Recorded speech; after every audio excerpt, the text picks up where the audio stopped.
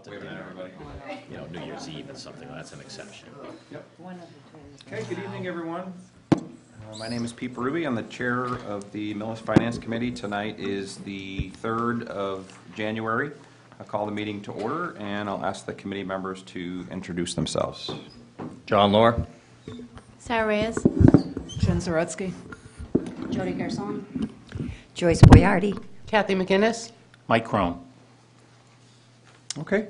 Thank you, everyone. We did have a meeting scheduled for, I think it was the 20th of December, just before the holidays really got into full swing, but as many of you remember, that was also the week of the crazy weather and storm in town, and we just felt like I was reluctant to have a meeting that close to Christmas, and then with the storm and everybody working around the clock, and people, affected directly, I just decided we could wait. So here we are. One of the main reasons for the meeting tonight is a reserve fund transfer request. So we'll get to that in just a second. But then we have a couple other items that we wanted to have that were on the agenda previously, and the main one is a Millis Public Schools update. I want to thank Mr. Conroy for coming. My intent is that we get started on the school budget, discussing it, even though there's not much hard data available at this point.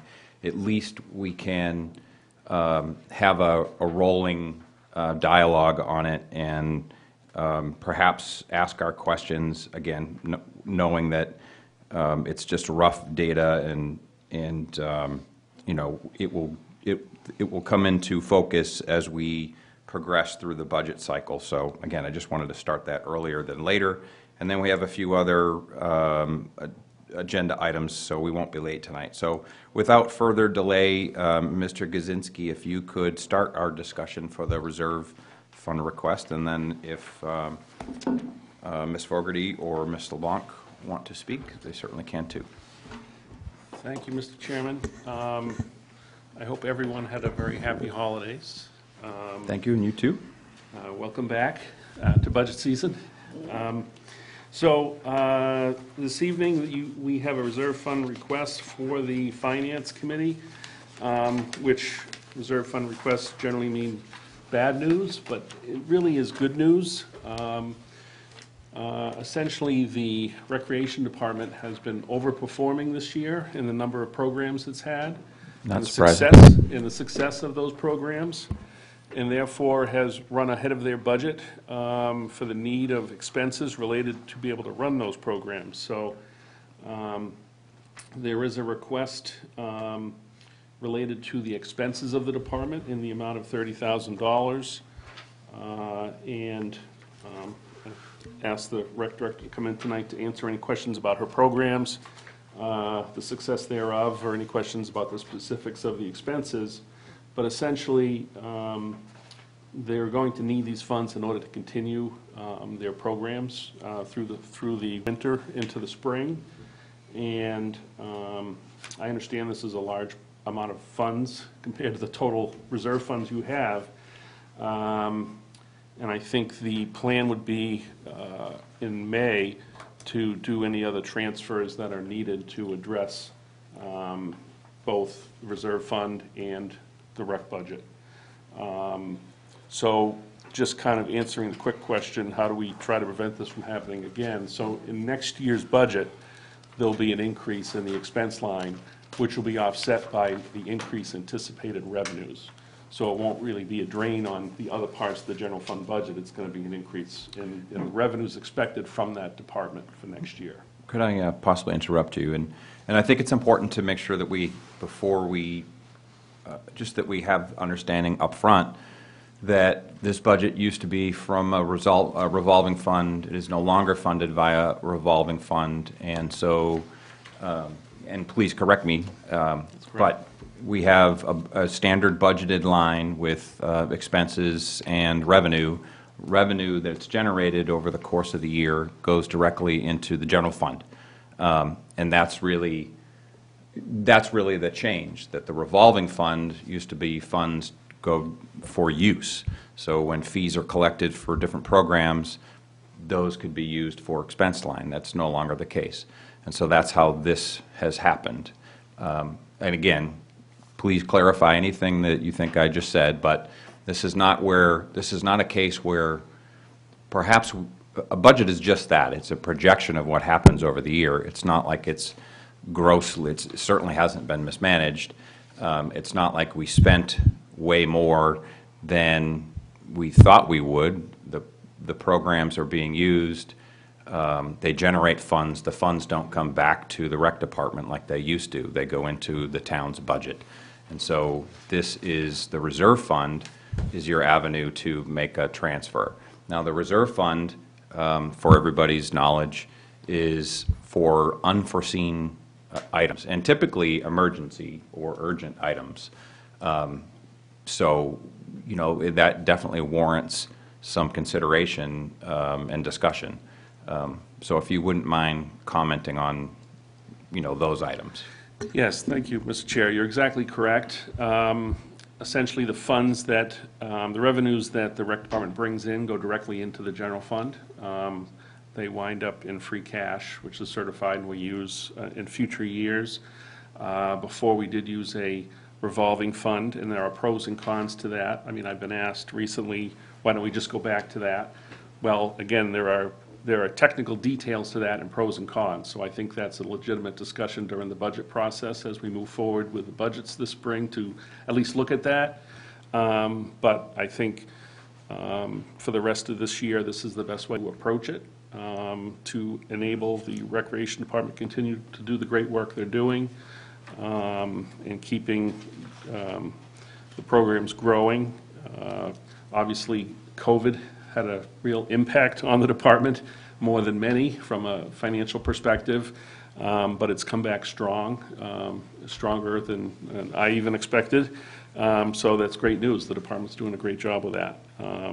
So unfortunately, our projections were a little off, and that's the reason for the request for the transfer. Okay. Go ahead, Ms. Boyardi. Wasn't the and I could be completely wrong, but weren't they given a larger budget last year than you weren't? Oh, okay. No.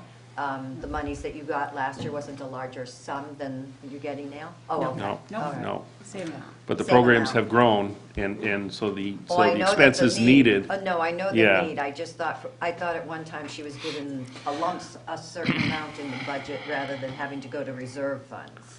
Well, that was the revolving fund, is probably what you're speaking of, in that they were able to utilize, if the programs grew, they were able to utilize those additional revenues during the year. And again, there's pros and cons to that. No, Which I understand. I'd probably want to wait till the finance director is with us, and we can talk about that during the budget process for their budget. But certainly, again, I think, you know, I very much support the Recreation Department. I know the Select Board is supporting all the work they're doing, and we're getting a lot of positive feedback from the community as to the programs being offered and the success of those programs. Wow, there was a wonderful article in the paper today. Yes, there was. Absolutely incredible. Perfect timing. Yeah, couldn't, I don't know if any of you have seen it, but it was in reference to the program that Erin has. So it's growing and growing. Noted. So I don't know if there's any questions. There will be in 1 minute. I just want to give Ms. Fogarty a chance to speak, and then we'll ask questions. If you have anything that you wanted to say. I'm just, you know what, we're looking at all the numbers right now, and our revenue is up by 18% this year, so, which is amazing. So all that money, again, is going into the general fund, but that means we have to pay a little bit more for our instructors or our referees or whatever expenses come with that. Actually, Erin did do some extensive work on the spreadsheet. I think Deirdre sent it to you all today. I'm sorry for the late notice of it, but we figured knowledge is power, so anything that you had in front of you, you could actually just kind of take a peek at it. It might have answered some questions you might have had. I do want to note, my apologies, I think that I probably should have come to fall town meeting to address this before we got to this point. I just, again, this is all a learning curve, so here we are, but noted, you know, you only have to tell me once. So if this were to happen again, whatever, with the budget season, it won't happen again. I will forecast it, and I will come to you beforehand, rather than here we are, sitting here trying to pay bills at this point. So my apologies. We are really doing well. To date, our expenses are $77,000. Our revenue is $90,000, and we estimate that we're going to take in for our revenue this year $204,000, which is amazing. So it's not that we're, Not too shabby. yeah, we're taking in the money. We just need those funds to be able to pay for the instructors and pay for the referees. We build in these costs to, say, basketball, to pay for this stuff. So, you know, I just want to make sure we pay everybody on time. That's the way I like to conduct business. Mr. Lohr? Thank you. So is it a question of the expenses are exceeding the revenue right now, or is it just a question of timing of when you're paying the expenses for the 30,000? It's exceeding the budget. The programs have grown so much that the expenses needed to run those expanded programs are outpacing the expenses. So the expense budget is not sufficient to get them through the year. Right. So in order to continue with the programs through the year, they need the additional expense funds. And again, this wouldn't have been as much of an issue with a revolving fund. Right. But because we moved to this system, which I still think has its benefits, and we should seriously look at continuing, we just need to tweak this a little better moving forward. And again, from my perspective, the programs have grown quicker than I expected, and maybe even beat your expectations. Absolutely. And that has really got us to this point. So I think the good news is that these expenses will pay off in the forms of additional revenue the town's going to be receiving into the general fund later in the winter and into the Right. spring. Okay, thank you. Mr. Chair? Mr. Crum? I mean, this is one of the unique budgets because, you know, you, A, have no idea how much participation you're going to have. Right. And you don't get to keep the revenue, so you don't get to match it. And you're trying to come up with a budget in, March of last year to figure out what this entire year, all the Plan way 18 to... months in advance All the way to almost, June. yeah. Yeah, so, I mean, I think when we do come to a final discussion about this budget for next year, we really should look at some way that we can at least anticipate, without having to go to a reserve fund request, how any excess expense needs associated with increased revenue and increased participation could be handled. So I mean, I have no problem. The only thing I'm going to ask you is, do you think this is enough to carry you through the end of June? Well, we talked about that. This will be enough to carry her at least into April, you know, and then we're going to reevaluate. As of May 1st, we can do interdepartmental transfers, so it's a lot easier. We don't have to go Okay. ask for reserve fund transfers then. Okay. So the goal will be try to reach May 1st, but I think she'll be back to give a report, you know, to the Finance Committee by sometime in April as to where the department stands and how the end of the year will shake out as far as any additional needed funds. And this actually is a good indicator, this spreadsheet. I don't know if, Yes. it's, you know, you can read it, but this is what we anticipate. Okay. I'm going to ask a couple questions. Do you think that the reason that you're generating so much revenue and expenses, because they go hand in hand, as long as you're generating more revenue than expenses, I don't think anybody's going to be really alarmed. But is it because you're offering more program, or you're getting more participation in the programming that you have, or both? Oh,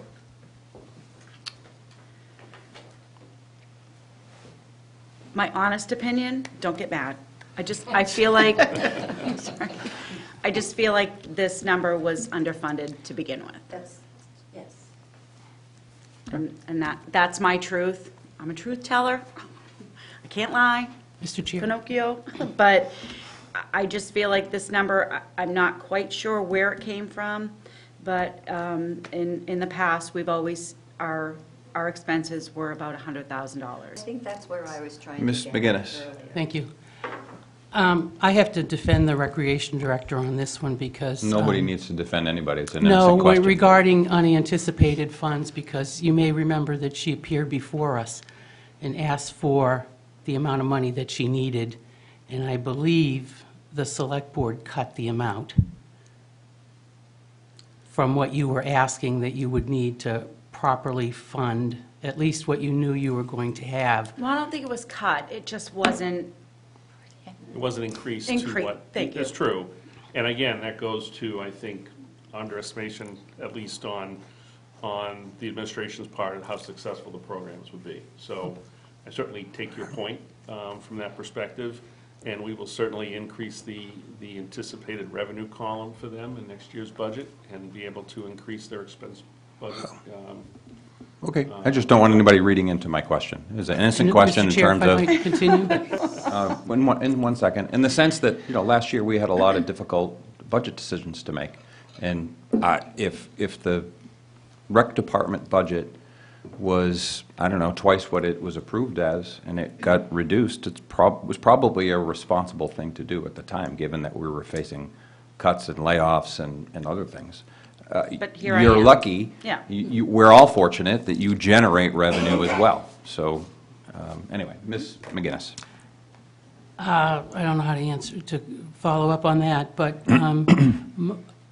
I, as a Finance Committee member, I would recommend that when a very experienced 20-something years director requests funds, that they be taken seriously and not have to keep running after money's been certified in the fall or in the spring, because these are funds that you're paying for, I believe, soccer coaches that it's passed. So that tells you right there in September. You told us in March that if you didn't get this amount, you weren't going to have enough. So I don't want anybody to think it's shedding poorly on you, because it isn't.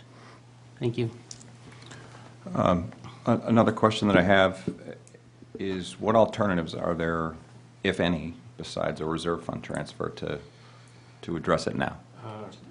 Not really any, unless we were to declare an emergency, which I don't think we could for this purpose. So this, I believe, is the only, short of having a special town meeting, or I think that's it, other than waiting to the May 1st. Or not offering any programming, Or stopping program, yeah. but you still have bills to pay. So, okay. Ms. Zaretsky, we'll get you. Yeah, is charging more for the programs at all viable? Sorry. You can charge as much as you want for the programs, but if I don't have enough money in the expense line item, I'm She's still got more not than going to be enough able to money. pay anything. But I mean, in the future, right? They're raising That is- enough money. That, we're making, we're How much more can you make? over-generating, Goes to the general I think fund. you evaluate it on an annual basis, Yeah. your fees, to make sure Yes. they're appropriate. Yes. Looking at area towns, making sure we're competitive and not, Yes. I'm going to Cross defer any discussion on, general fund, revolving fund, or some sort of hybrid until later in the budget process. It's not germane particularly to this particular question, but I think we're all thinking the same thing. I mean, we just made the change, so, it's just, anyway, we'll wait until for a later time. Any more questions from the committee? Well, it's a good problem to have. I'll close with that. it is a good You're problem doing to a great have. job. You're doing a great job in the recreation. Very happy with it. It wouldn't have been a problem if they had funded it. The motion? So I move that we approve the requested transfer amount of $30,000 from our reserve fund to the recreation expense line item. Seconded? Okay, it's been moved and seconded that the committee vote to approve a $30,000 transfer from the reserve fund to the recreation department budget.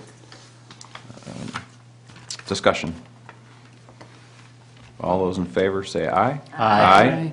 Any opposed? None opposed. Motion passes 8-0. Thank you. You're welcome. You're welcome, thank you. Sorry you. you have to go through this. Oh, no, hey, listen, oh, wait, oh, what's this? Oh, I'm sorry, I'm sorry. Thank you. Thank you very much. I got my text.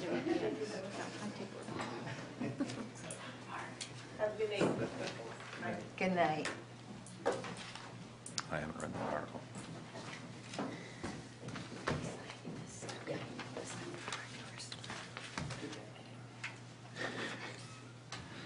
All right, Mr. Conroy. Thank you. Is your update just as cheerful? It actually, it's not bad. Actually, it's not going in the wrong direction, Oh, that's good to hear. but it's January. Hopefully Deirdre got this sheet. Sorry it came late. I hadn't even put it together because I thought I just talked through stuff. But then when she asked if I had anything, I figured it might be easier to just throw something together to illustrate what we're looking at. So really, we're kind of in the same place we were at the tri-board meeting. As we go through and start the budget process, again,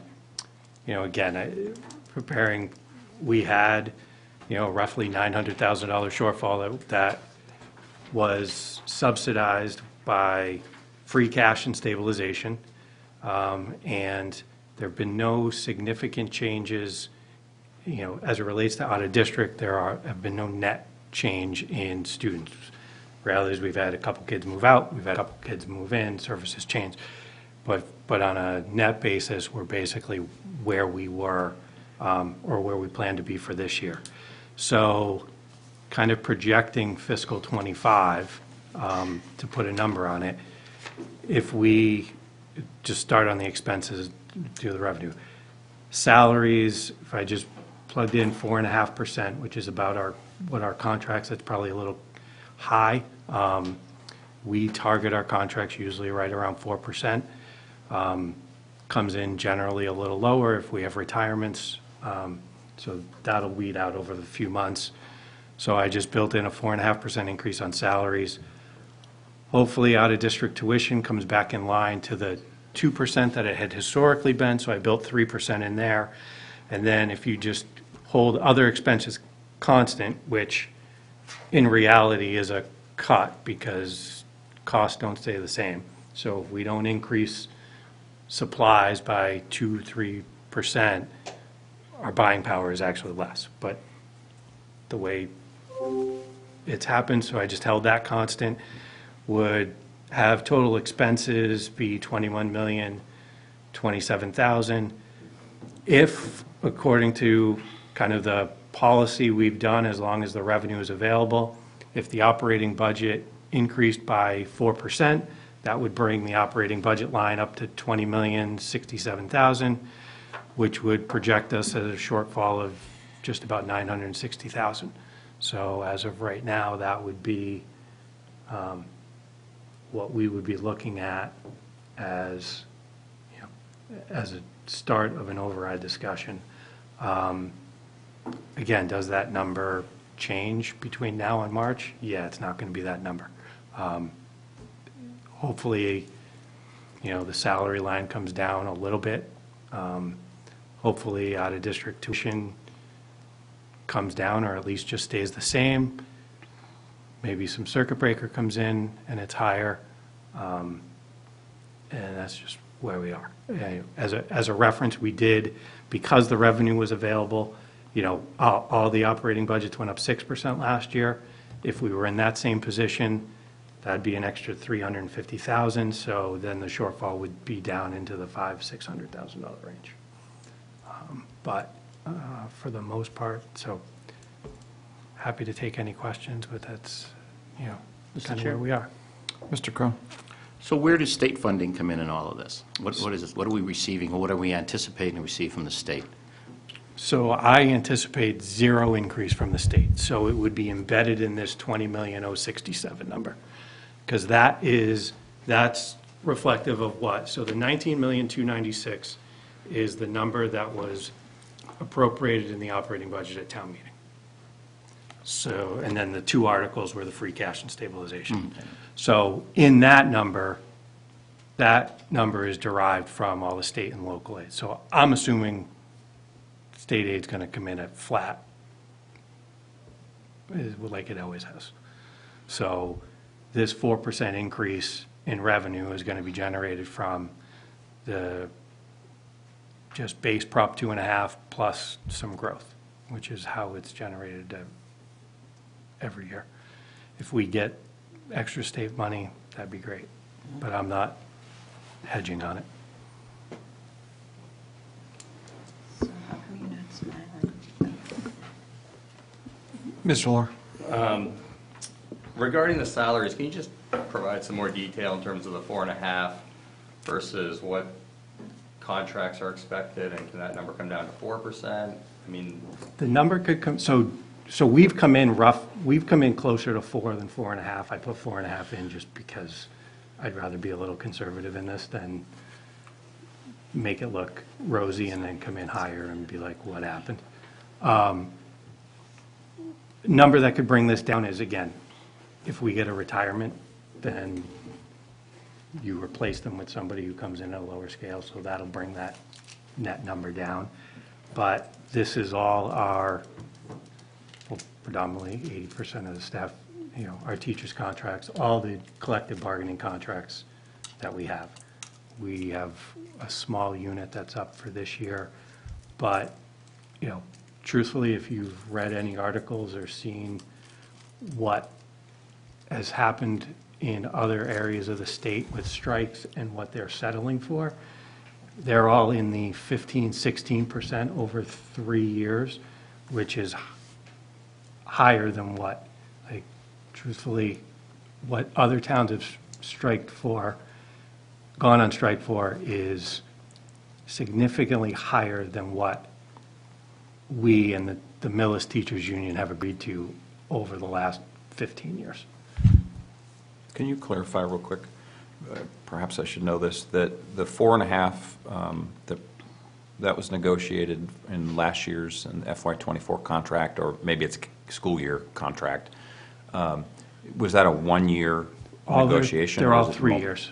So all of our contracts are with the collective bargaining units are 3 years. So again, we have a couple of different units that are on different cycles. So like we have one small unit that's up this year. The teacher's contract ends, trying to get my years right. It ends May of '25. So not this year, So that but would we'll be negotiating a year for from now. fiscal year '26. Right, yeah, but this So- contract goes. So the number for this year, or what, I guess, Yeah, what the percentage? number is the number in terms of what it's going to be. Absent, really it comes down to absent retirees, that would bring it down. The other thing that tweaks between any projection and reality is any of lanes. So in the teacher's contract, there's the cost of living, there's the step increases, which is basically an annual increase for experience, and then there's lanes, which are tied to education and credits. Cost of living isn't going to change. Steps, you know where people are, and they move down, and that's where the retirement piece picks in. And then lanes is staff have to basically assume what credits, if any, they're going to accomplish over the next year, and then they may or may not get there. So if they think, but they have to do, literally, they have to do it like a year in advance. So if they say, I'm going to take these courses, and so it's going to get me from a master's to a master's plus 15 credits. We have to budget the master's plus 15. They may not get it. If they don't get it, then we don't pay. So that ultimately will play out. That'll flex the number down slightly, but for the most part, the number's the number. Joyce? Thank you. 2 questions. Do you foresee any retirements coming up? I don't know off the top of my head. Okay. And are there any incentives for early retirement? No. Okay. I didn't know if there was anything, I know in the public sector, I mean, the Yeah. private sector, they. Yeah.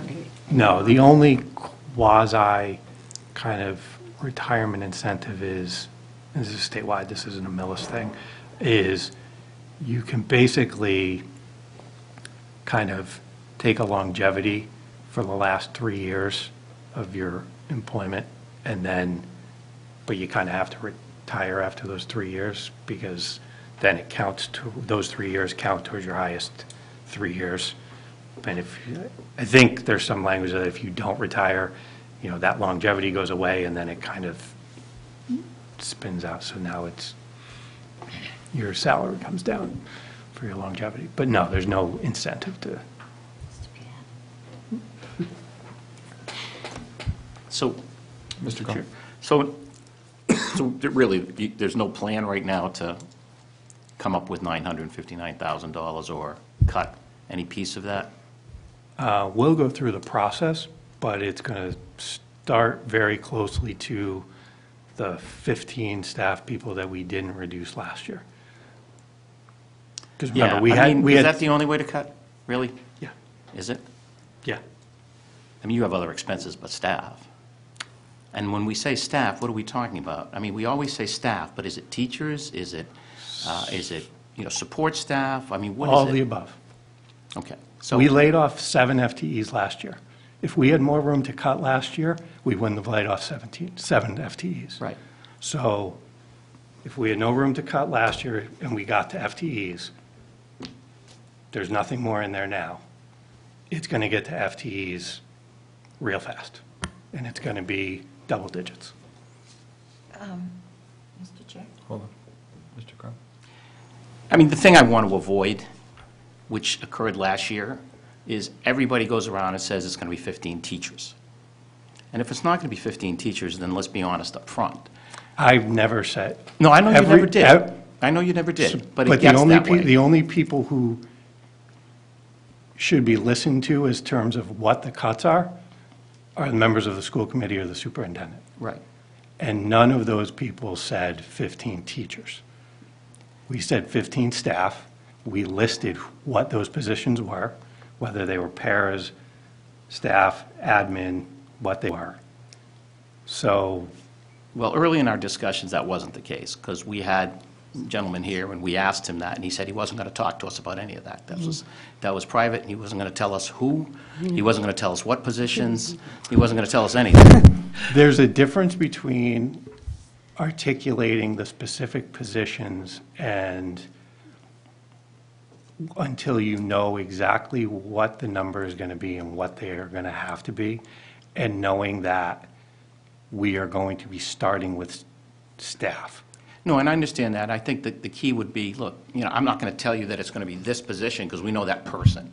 But is it going to be administration? Is it going to be custodial? Is it going to be this or that? Because it gets out there into the public, and it scares the bejesus out of everybody. Which is And why then I'm in the trying- end, we found a solution. So, there was a long discussion about this, but I would just, hope that we can avoid that. What we found is, there was a solution found, but there was a solution found, but until we walked into this room and other rooms with lists of 20 FTEs on there was a lot of reluctance to find a solution. Always is. So you can't say, we found a solution, so don't scare people, when we had to come in here and go through multiple iterations of granular detail of what those cuts were going to be in order to get support for the solution. Well, I could just repeat, we didn't have granular. I mean, I sat through all the meetings, I don't remember granular. And we asked for granular, but we did not get that. You did not get specific position titles, but you got headcount numbers, FTE numbers, and exactly what cuts were going to be made. Right. We got $700,000, something like that. But, I mean, that, again, if it's going to be, if it's going to be administration, if it's going to be something else, it would be nice to at least have that sense so we all know what we're talking about. If it's going to be 15 teachers, if that's the only way, then, okay, then we come out with that and say it's 15 teachers. But if some of it's going to be administration, if some of it's going to be something else, at least I think it's more open, that people are understanding what is actually going to be cut. So until we have a number and know what it is, But you have a number. sure. No, I have a number of 959. We've had a number, but we are not going to, in the early stages, know exactly what position, like specific positions, until we understand, like, I have a number here of a remaining shortfall. Until I know what the override proposal number is going to be and what's going to be at risk for an override, I'm not going to identify what positions are going to go. And I'm not certain I'm going to identify the positions beyond an FTE count, and acknowledging that it's going to be whether it's going to be administration. I mean, it's going to touch every element. I'm not going to come out with a list before we know what they're going to be and says it's going to be, the third grade Spanish teacher and the fourth. I mean, I'm not asking for that. Now, I'll just end my comments by saying, we don't expect that now. I don't think anybody does. And obviously, you're not ready to do any of that. But the point is, and I'm not saying you've got to pick Mrs. Jones in the third grade. My point is, it would be better if we get a little more granular than we did last year. That's all. That's all I'm saying. Any further questions? Yes. Ms. McGinnis? Was it actual FTEs or were hours lowered? there were people who lost their jobs. Okay. And there were some people whose maybe went to half-time from full-time. But in terms of the FTE count, it was, so if somebody went from 40 hours a week to 20 hours a week, that's a half an FTE. So that would have been a 0.5. But yes, there are less people in the building than there were last year. I just asked that, Mr. Chair, because when I look at cutting an FTE, to me, it appears that it would increase the revenue because health insurance benefits aren't being paid. So the question is if you say you're getting rid of 7 FTEs, is it $70,000 would be at least increased because the town isn't paying health insurance? Or if you're going to 20 hours, then those expenses are still included in the budget. So there's a lot of there's And I'm just additional wondering variables if you there. had, yeah, okay, sorry. Because depending on who the individual is, health insurance could or couldn't be impacted, because if they are on their spouse's or partner's health insurance and they're not taking health insurance through the town, then the health insurance wouldn't get impacted. So- If they go from 40 to 20, and 20 is still benefits eligible, Right. it had no impact on benefits. If it's somebody who was getting their health insurance through the town and they were laid off, well, they're still eligible for COBRA, and we're on the hook for unemployment costs there. So the health insurance may come down, but our unemployment line's going to go up. So that's, I just didn't know if there, Yeah. Mr. Chair, was there any way to find out through the town administrator what savings there were incurred as a result of these layoffs that increased on the other side? Is that ever found out? Nope, I don't think so. I don't think it's the town administrator's job to find that out, but we certainly can ask the question. Okay, I just did. Okay. Nobody has the answer right now. Okay, and I can, What difference does it I've- make? I'm just curious. well, because all of a sudden there's, you have this budget, and then that part of the budget the revenue has been increased. And where is that going? What revenue has been increased? The revenue that would be expended, that was calculated for health insurance, that was and it's not there now. It doesn't make sense to me. It made No, it sense makes when sense. I this just think meeting I it's- attended, that it was, I think it makes sense, but, does it make a difference in the sense that the town voted a budget, and it was a balanced budget, and at the end of the year, we'll have a balanced budget, and there will either be a certain amount of free cash or there won't be. the cuts that were made will have an actual, it comes out at the end as free cash. I just wonder if the town administrator could address that rather than you. No, you can't address it. All right. I would probably, we can have that discussion again when Ms. Johnston's here. I don't think Mr. Gazinski is prepared to answer that question, and I would ask Ms. Johnston.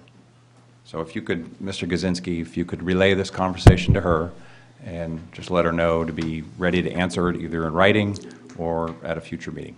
Be happy to do that. Thank you. Thank you. Also, has there been any new hires this year? No new hires that were, no, I mean, replacements for, people Were they who have left. replacements, the new people that came on? Yeah. All were replacements? And we did have to hire, I believe, one or possibly two paras to accommodate IEP requirements. Good. Ms. Garzon?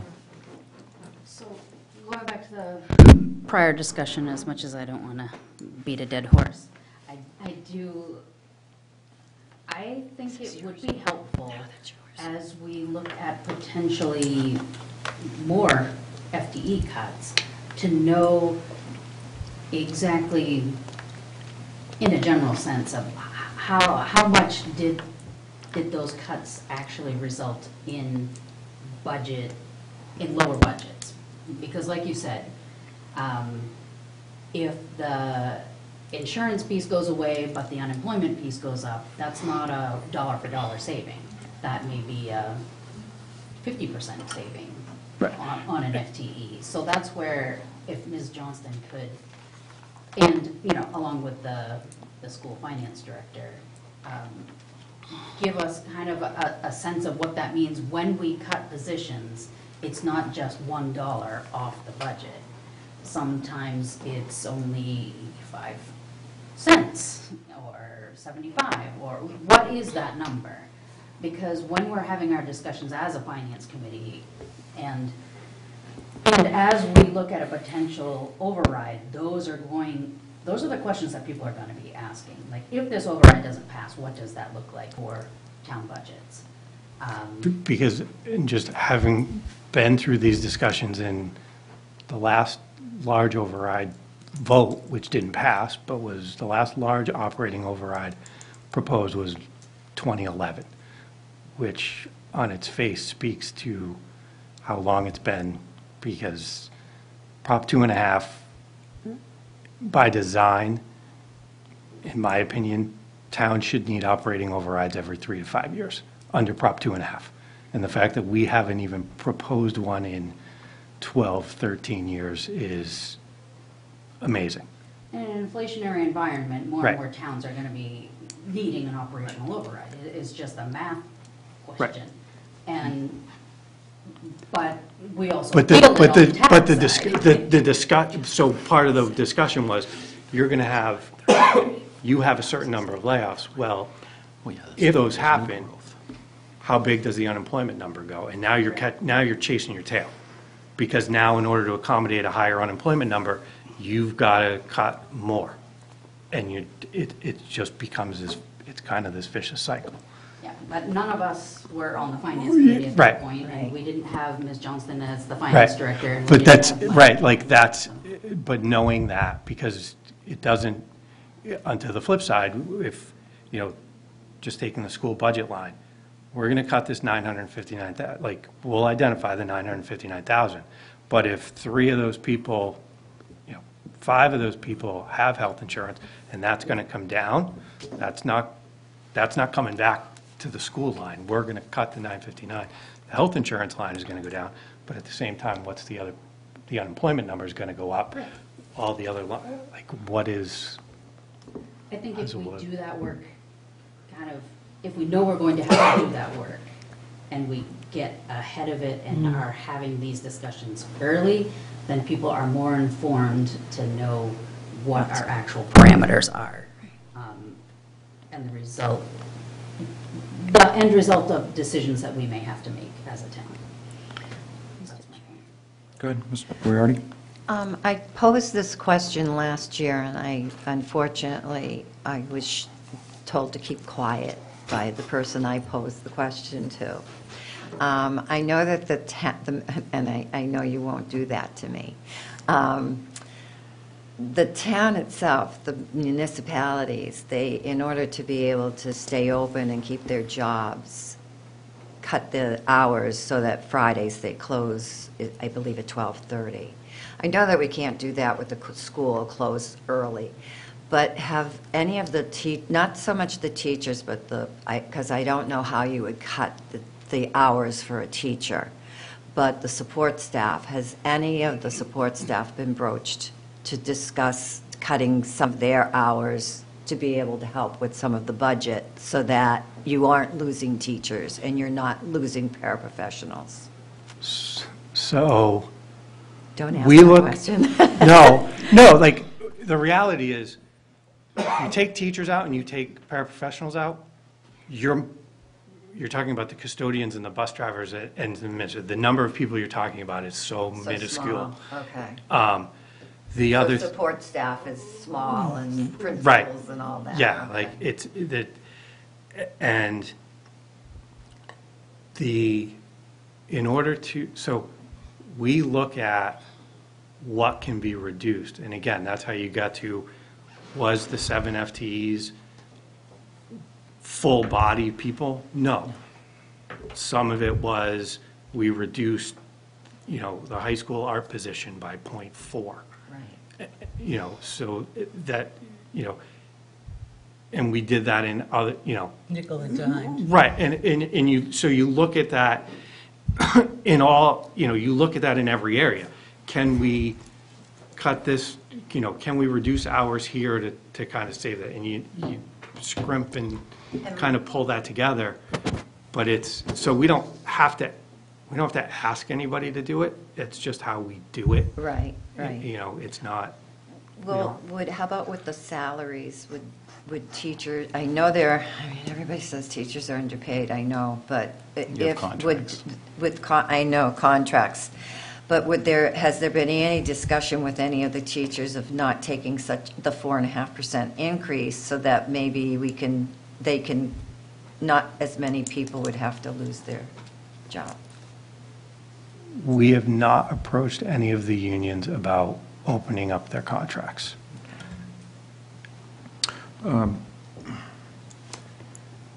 Has the school committee had discussions, public discussions on how you intend to deal with the shortfall? In other words, is it established that the school committee's approach is to seek an override for the full amount? Or will there be is it either or is there a combination of both? I mean, has that happened? And if it hasn't, when will it happen? Have we had a formal conversation on picking the number? No.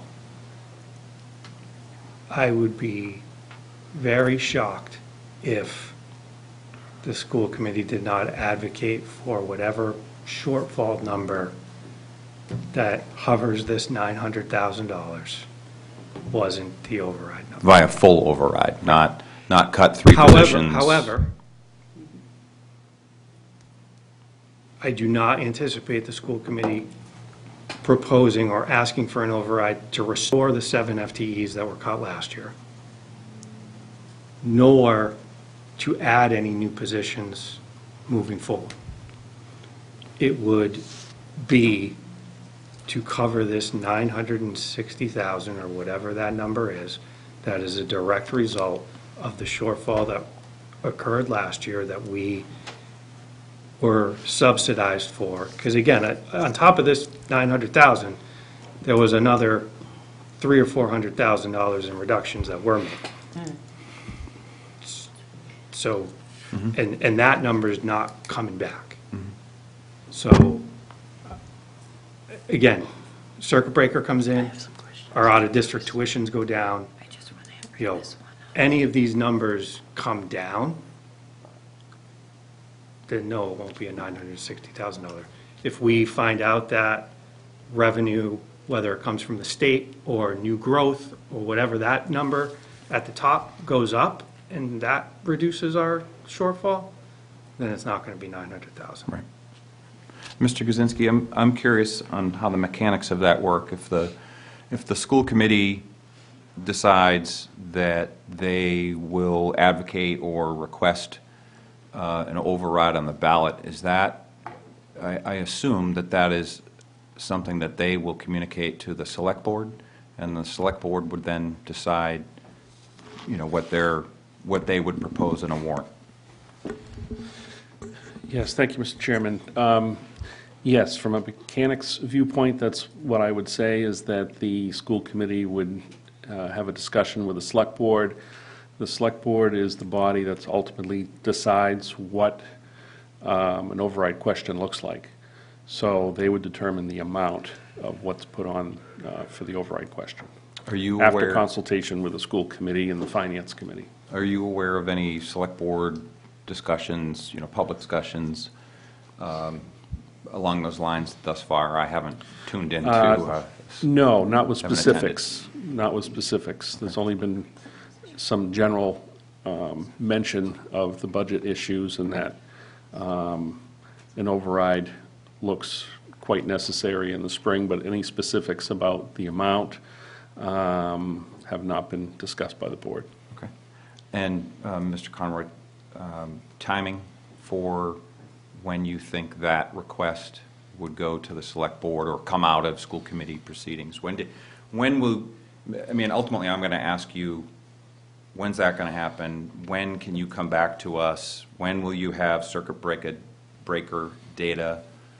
What are the pieces? When will they fall into place so that we can plan and? So the governor's budget is the first pass in terms of state revenue. That's January 31st, if they do it on time. Yeah. Which she didn't do it on time last year. Then the House Ways and Means comes out, March? Yeah, in March, and then in the Senate is in April. Right. And then the final bill goes to the governor, usually around sometime in June. After town meeting. Or July, or August. And oftentimes it's not signed until sometime in July.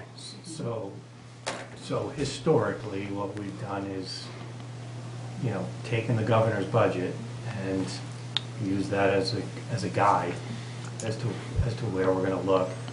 I would defer to Mr. Kaczynski on when we would have kind of new growth numbers to have the revenue piece of the puzzle. And again, we'll get a first draft of the budget, mid to late January in terms of our operating budget, but again, it's not going to be far off of this number. And I would concur with Mr. Conroy. The state is basically has given us no increases essentially in the past 3 or 4 years as far as our regular aid. This past year, our net state aid actually went down by about $15,000 once you figure in the offsets and different things as part of that. So I think the safe thing would be this year would be to estimate a level funded state aid. And unfortunately, there's a lot of misinformation out there because the state has invested an additional $500 million into education across the state. There's a feeling that, Millis was included in that windfall and we were not. Mm-hmm. So we get the minimum aid, which is $30 per student increase. So to your timing question, I think, by late January, we could put a request to the select board for an override, that there be one on there. What that number is going to be a, maturation of, at some point, there's going to be a deadline of when it has to be printed, and up until that date, you can go from there. They'd have to pick what the number Could, is. or maybe better, would you accept an invitation back by the next committee, or the next chair of this committee, say mid-February? Yeah. Okay. Mr. Chair? Mr. Crum? New growth numbers should be there at this point, right? The assessors We have it? did have the new growth for the fall that came in. I believe it was about was around 1.1, 1.2 off the top of my head. I'd have to get the specific number Yeah, I again don't from know the if it's that. director. So we are seeing that falling off, the new growth, which Yeah. shouldn't be a surprise. We had a huge Building amount boom. of growth in the Yeah. community in the past 4 or 5 years, and that is starting to taper off. I mean, I think we still have an interest from developers in certain types of buildings, but not at the speed or the scope of, say, the Glen and other things that were built over the past 5 years. I mean, ultimately, a community like Millis, which is 95% revenue generating from residential properties, is always going to have this issue until such time as we get something broader than that. And I know it's not the easiest thing in the world. Everybody looks at the parcel across from Roach Brothers and says, why isn't anybody doing anything with that? And I keep trying to tell people, we don't own it. But the I reality can is... tell you, we have an economic development director that's been in contact with that owner and has been working hard behind the scenes I for know. the past year or two on that. But unfortunately, you're right, we don't control that, and we try to work with property owners to try to maximize the benefit to the community of those properties. And we will be making some zoning changes or risking state funds if we do not. do Yes, so. yes, we have a very active MBTA committee that's working on having us meet the requirements of the state and hopefully making actual improvements overall to the community in the process, so. Chair? Oh, Ms. I'm sorry. McGinnis, no, go ahead.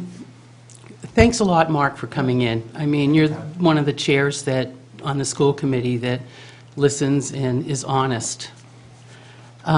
You mentioned that it's statewide about the 3 years longevity.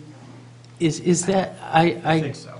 Yeah. Because it's part of the, I'd like to find that out, because I spoke to some other people and other teachers in other towns, and they've never heard of that before, so. She studied it.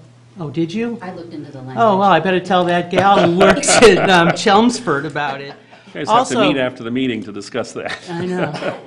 Okay, that's all right. I was properly incentivized. Okay. Also, there's been talk for years about shared services within, and it's great that the two of you are sitting now right at the same table, Mr. Chair. Probably for about 5 or 6 years, we've heard about field sharing. And also, there's been, if you talk among the staff in the building here, the payroll department, what's going on with that system back and forth. The school does it, and then the town has, again, if the finance director was here, but I'm sure you hear the same, that when you walk down the hall, you're hearing the same things, that miscoding and everything.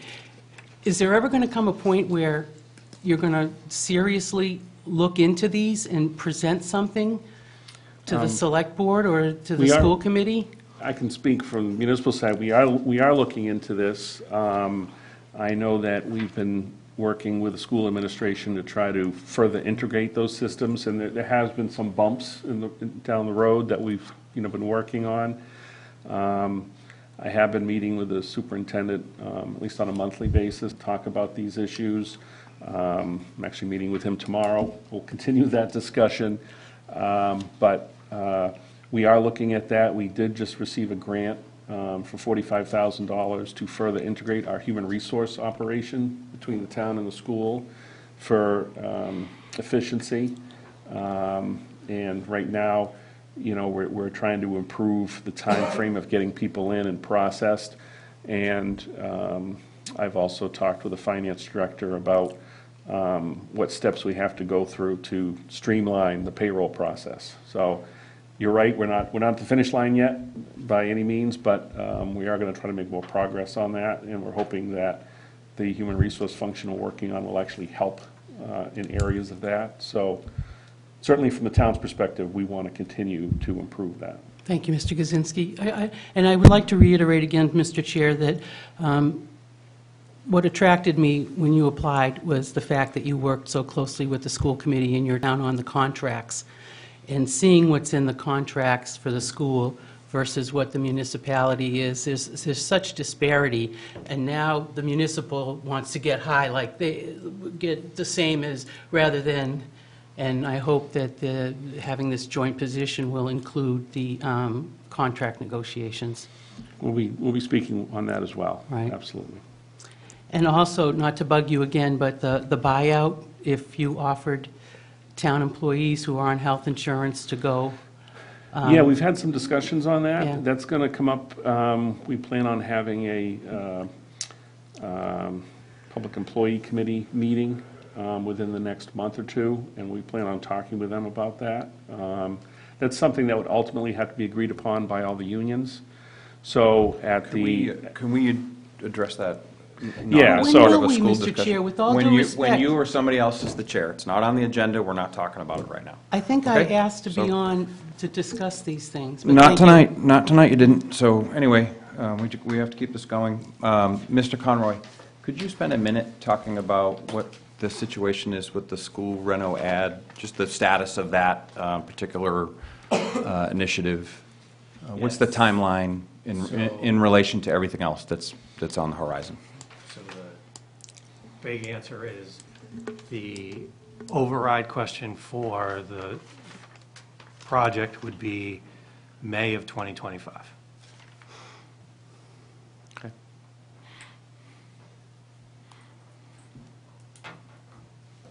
And right now, what is happening right now? So What the activity? we just signed the designer, so we're in the extremely early stages of just starting the design process. And actually, on Monday, I think that contract is coming before the select board for full ratification for the meeting on Monday, I believe. Thank you. Okay, any last questions for Mr. Conroy? I echo part of what Kathy said. Appreciate you coming in. Anytime. We're a tough crowd. We're supposed to be. I don't know why Chris was worried about it, but we're fair. You guys did great, and we appreciate you coming, so No problem. thank you. Thank See you you. guys. Thank you. Happy New Year. You too. Mr. Chair, do you have anything else for me this evening? I do, real quick, while you're here, why don't you quickly go over the overtime? Yes, so, I don't have that sheet in front of me, but I can... Me neither. So... Never mind. As you know, we We'll put had... it on the agenda Well, for no, next I week. can give you fairly accurate numbers. As you know, we had a major storm in town recently. I can tell you that, there was a lot of frustration on the part of the administration by the lack of speed of Eversource during the first 24 hours of the storm.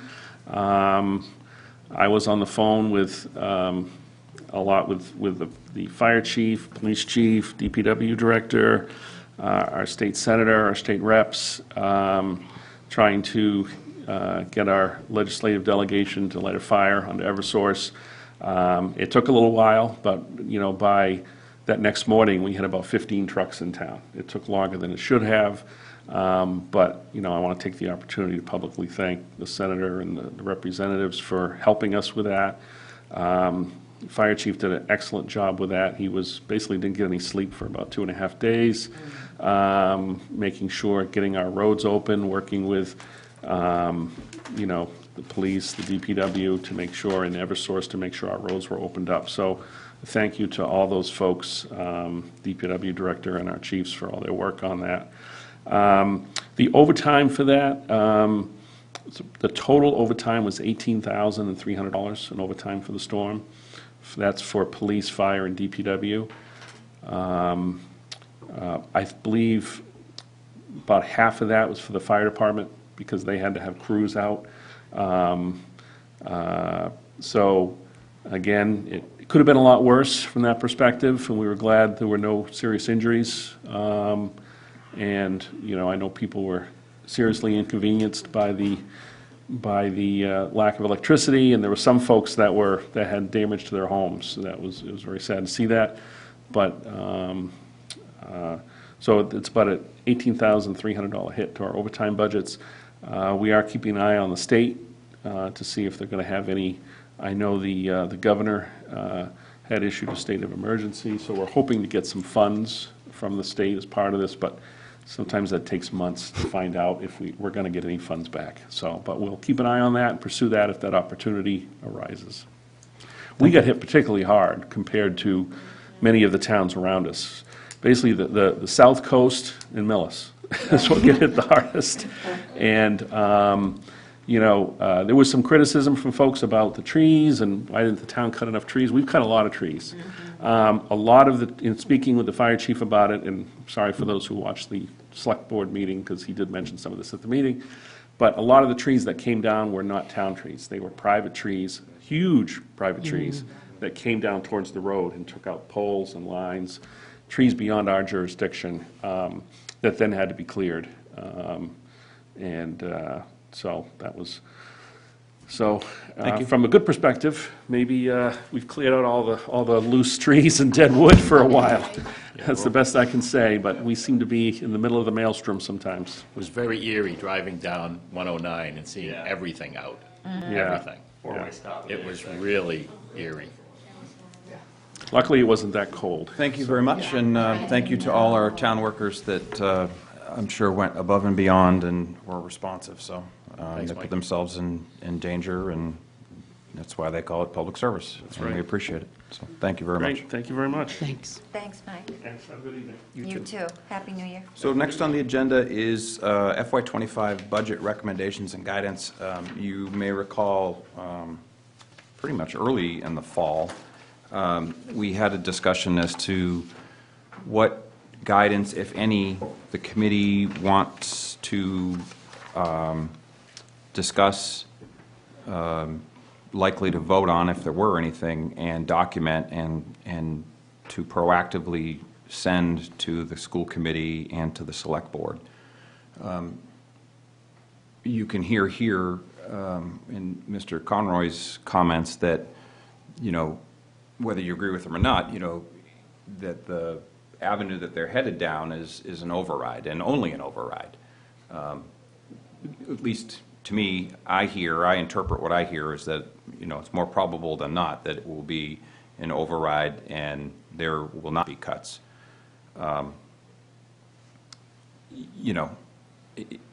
If my interpretation of what he said is right. And certainly there's another, kind of a higher body, and that's the select board, what they choose to do. I think it would be wise of us to try to be proactive and not responsive, reacting to whatever they decide to do. And not, I don't mean to say that that they're gonna, not deliberately or not thoughtfully decide what they have to do. There's tough decisions. But I think this committee can provide inputs to be heard. And they can ignore, or they can,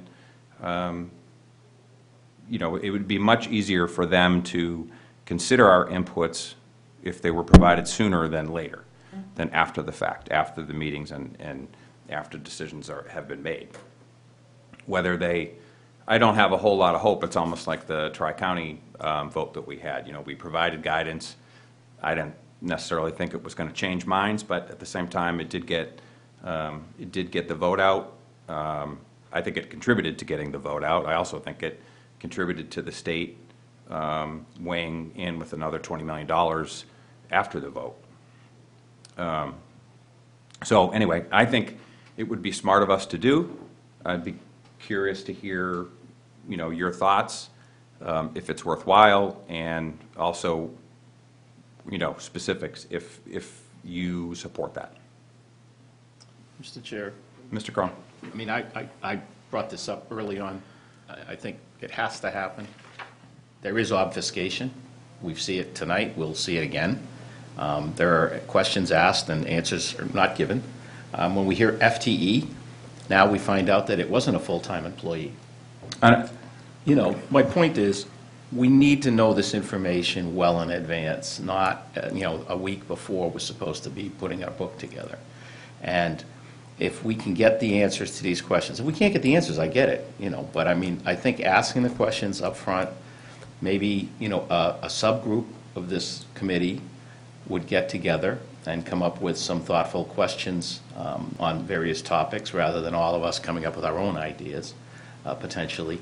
But I think it's a good idea. I think it's something we should do. I think we should be more proactive, especially in this year, because if there is an override, and say it's a $1.5 million override, there's going to be another $900,000 next year and another $900,000 a year after. That override's only going to manage something for about a year or two. It's not going to make a big difference. So it really comes down to how the schools are able to run on a budget that can be supported by the town on a yearly basis. And those discussions are going to be very difficult. So I think getting them talked about earlier and talking about what this override really will do long-term is something that certainly this FinCom is important for, because it's going to be a warrant article. And we're going to make our recommendation on a warrant article. So I'm in favor of it. I just want to clarify, I don't want to interrupt you and certainly don't want to argue with you, but I had fully understood that when they were talking FTEs, they weren't whole numbers. Correct. I wasn't. I wasn't. I was. I was. And What not does only FTE that, mean? not only that, I don't know that Full-time employee. I personally, Ask it. full-time equivalent, and I full-time personally don't, equivalent. I personally don't think it matters, me personally. Like, if we're talking about, you know, whether the person has got health, whether there's health care involved in that, they're not going to tell you, because they don't know. There are, if they go through some sort of reduction, and they need to, if they have 2 social studies teachers, you know, there's a procedure to be followed in terms of seniority, and, you know, if there's 2 social studies teachers and they have to cut a position and they've identified that position, they're not going to tell you who that is, because they have to use some discretion and sensitivity on who's about to lose their job. They're not going to let that cat out of the bag 6 months, 4 months, 2 months, even a month in advance. So they don't know that. And I don't think they're trying to obfuscate, you know, the details. I personally trust much of what they say. Do I think that every dollar in the school budget gets used exactly where it is? I don't. In fact, I remember examples where they had a boiler or some sort of kitchen equipment since I've been on this committee, and they had to replace it. And we asked, will you be requesting reserve funds for that? No, we have it. It's okay. You know, I know. it's a $30 million budget. They have money in their budget. Will that money in their budget, is it $1 million to close $1 million shortfall? No, I don't think that that's the case. All that to say that what I'm proposing is that we give them guidance of what we would like to see, not necessarily questions. I agree with you. We need to be actively involved, and if that means going to school committee, identifying FinCom members to go to school committee meetings to make sure that we're, you know, involved and aware, and the same thing with the select board, the same thing that we've done over the last 2 years for a variety of, you know, important enterprise issues and other issues. What I'm proposing is that we would provide them guidance that says, for example, and again, I think the committee has to agree on this, or whatever we put forth, the committee would like to see an across-the-board town budget cut on all expense lines of 2%. I don't know what the number is. Is it 2%? Is it 3%? Is it 1%? I think that's what this committee needs to do, and give our recommendations before they get started. And it's up to them to ignore them or enact them. Well, I mean, I agree. First of all, I want to say, it's not that I distrust anybody on that board. I don't. To obfuscate doesn't mean to lie. To obfuscate means to move things around so that you can't really figure it out. And that's not unique. We've seen this in budgets in many towns and many different departments. Unless you ask the questions, they don't get answered. So I think, you know, what we'd like to see is more clarity, and we'd like to see it sooner. And if we're going to go in addition to what the yearly budget is, and on top of that, we're going to start looking at a warrant article for an override, which is going to be really difficult, because they don't pass lately. In most communities, they haven't passed. So it's going to be really difficult. Last year, I said, you know, I would hope that, you know, the school committee would take the time, you know, the year, and start from ground zero and say, you know, what is the school, what do we have in revenue, and how can we build a school system based on that revenue?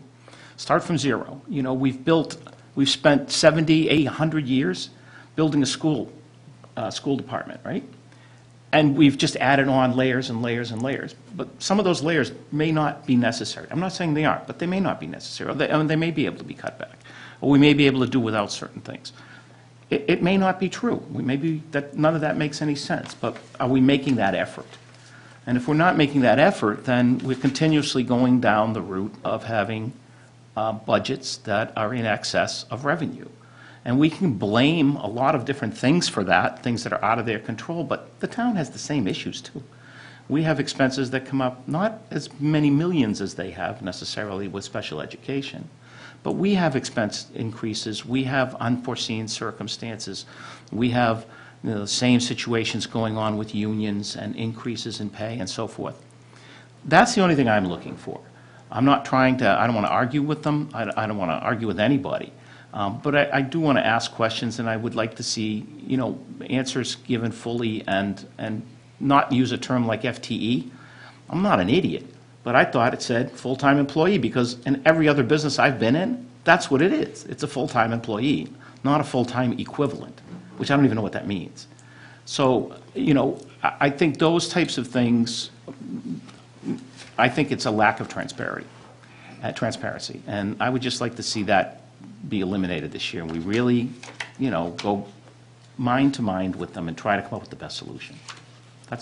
And I guess I shouldn't say we come up with a solution, that's not our job, but if we can give our input, like you said, our advice on certain things, then, you know, I want to see that happen.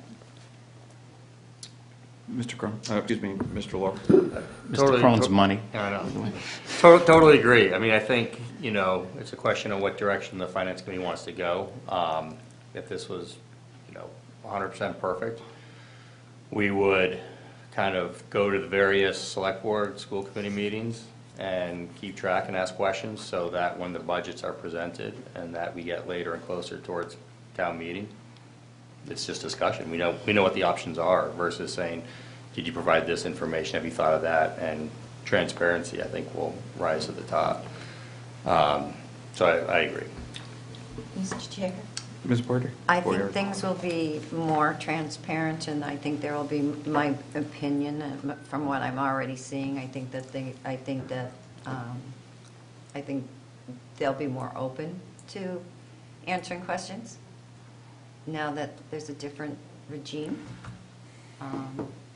It was very hard last year asking any kind of questions without being yelled at or basically told that they weren't going to answer.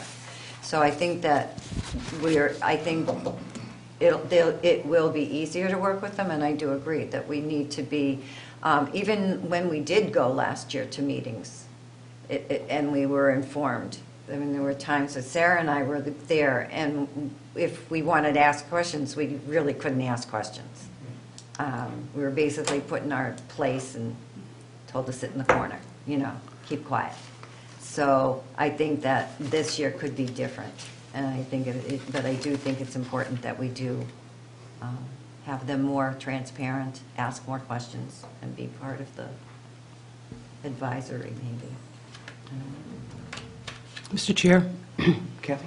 I did ask for a few minutes to discuss, to brief the committee on a November 4th meeting that Joyce Boyardi and I attended, the Association of Town Finance Committees, and I commend everyone should go to it next year. Can I just ask you, is this relevant to the Yes. the discussion? Because that's next on the agenda.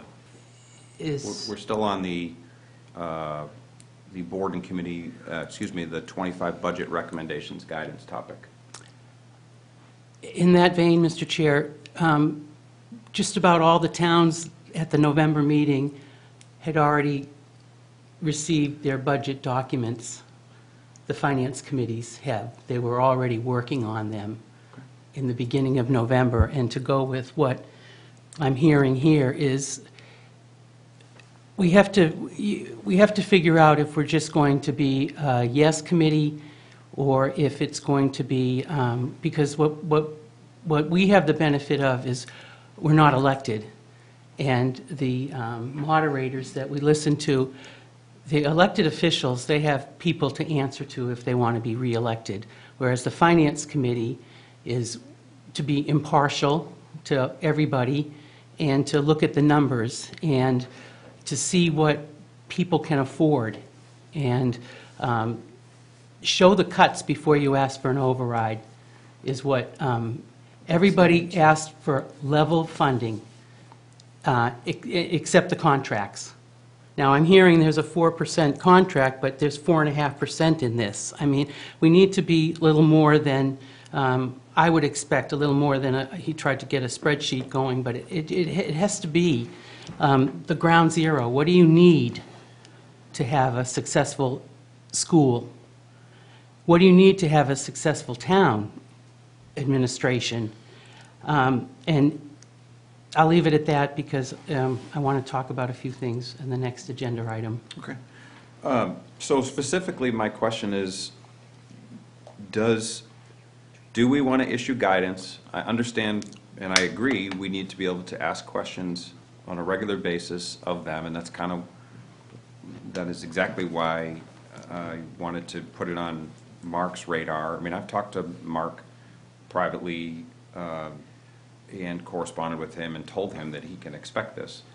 And as you noted, he seems to be a willing participant in our process.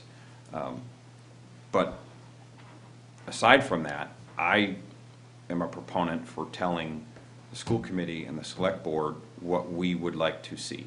And I think it's not what I want to see, it's what the committee wants to see. Does the committee want to see town-wide cuts or just school committee cuts? Does the committee want to give them specific guidance in terms of, before you ask for an override, we want to see X%, and we ought to decide on what what X equals of expense cuts, non-contract cuts.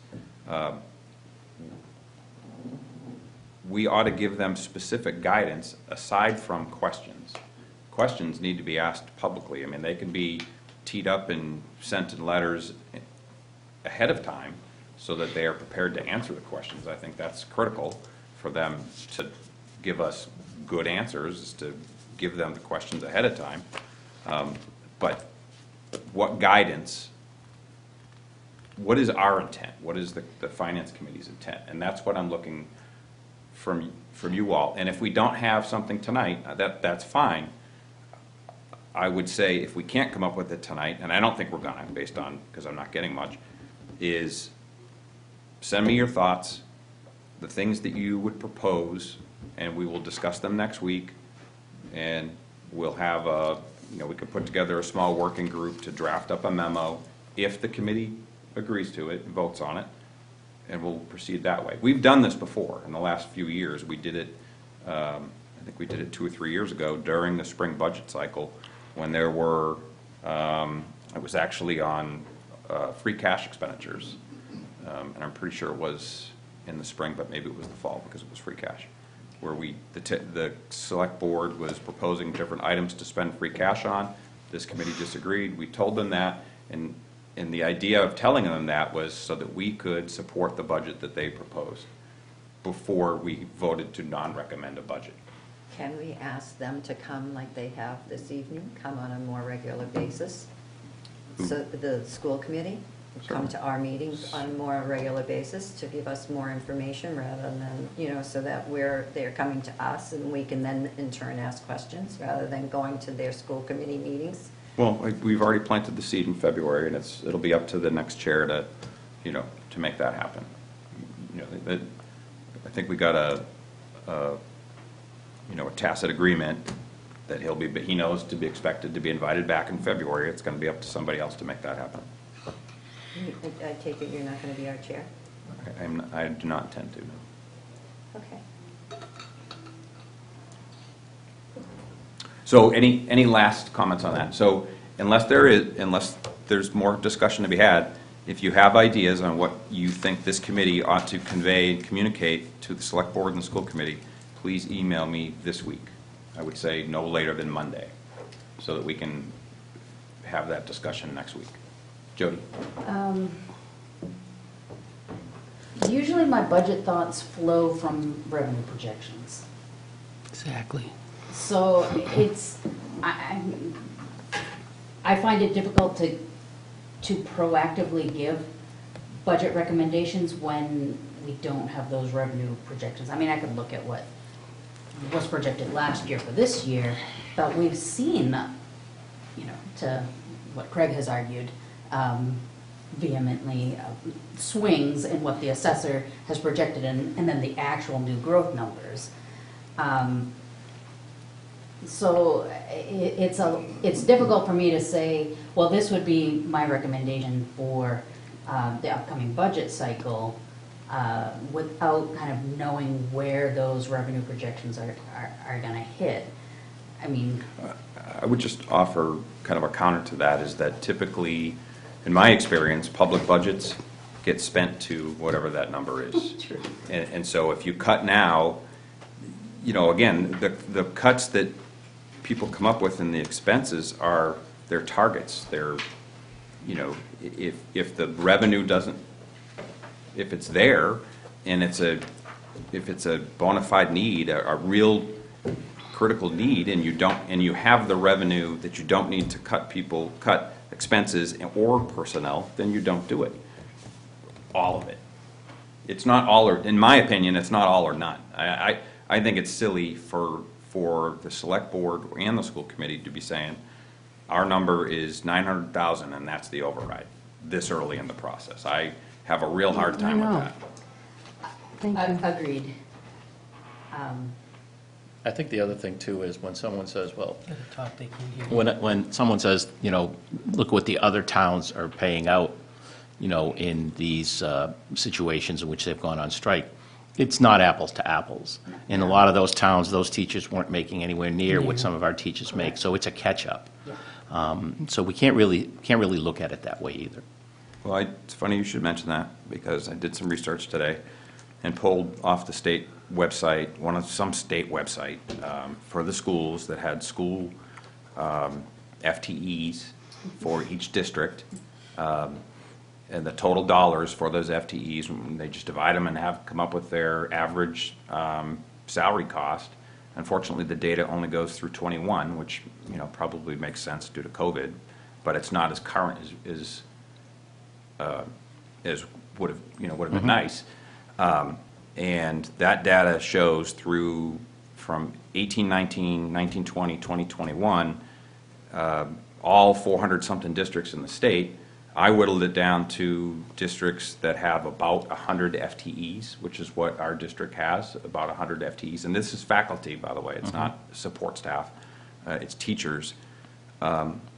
Whittled it down to those that are, again, give or take 20% of our FTE count. And I think that left me with 50. We're ranked number 10, 10th highest of FTEs. Now,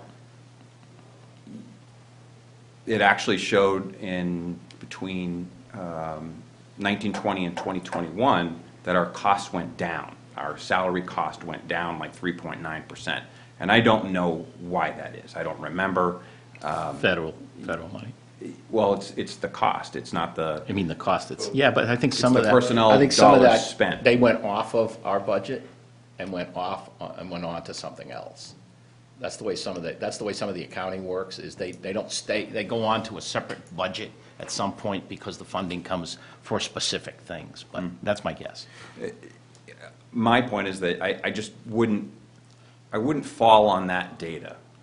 I'm sure we're at the top half of the 50 schools, and then you can look at the ones that are close by. You've got the Rentham School District is in there, Hopedale's in there, Tri-County's in there, Dover-Sherborne was in there. We are still amongst the highest. We're not as high as Dover-Sherborne, and we're not as high as Tri-County, but we're still amongst the highest.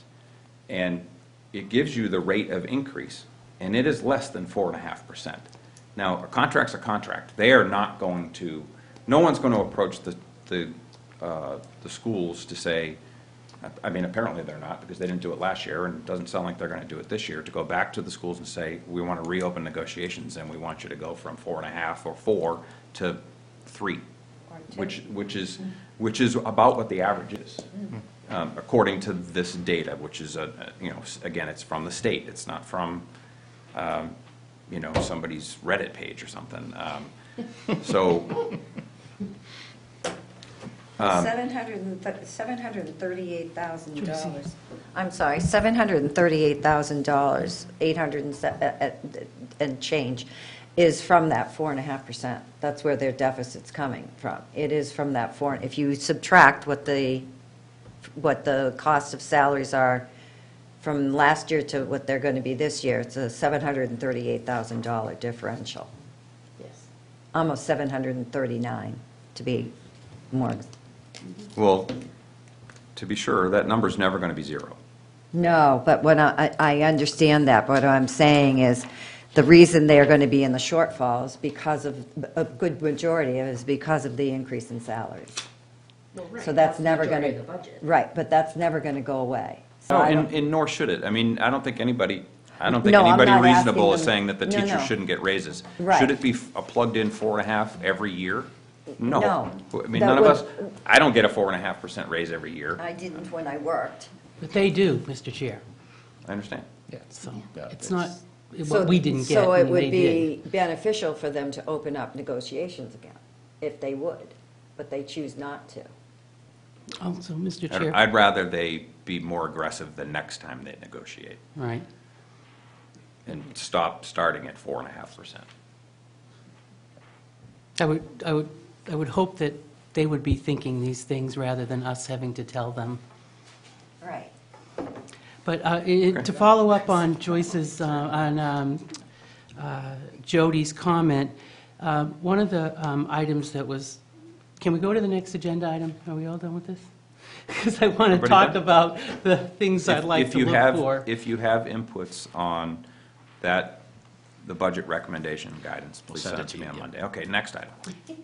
Board and committee liaison updates, and Kathy and Joyce specifically asked to give an update on the seminar that they went to.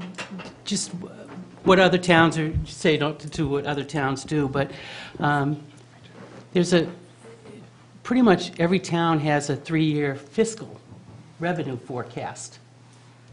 Has that been done, and it's in a pile that I haven't read or received? There is a forecast out there for, oh, Yeah. okay. She has a rolling forecast. It's usually over 5 years. Okay. So maybe we can, Typically, we operate so close to the ragged edge of a balanced budget that it gets negotiated every spring, and you alluded to it earlier. Craig is pushing them, pushing the assessor and pushing the budget department for a number for budget, because his contention is they always lowball new growth. So their forecast is based on their budget principles that, I mean, you've said it several times. These people they've been in their business for 20 years. They know what they're doing, and we shouldn't question them. That's what you say. Craig, feels differently, and he has data to back up that says we repeatedly have millions of dollars in free cash because the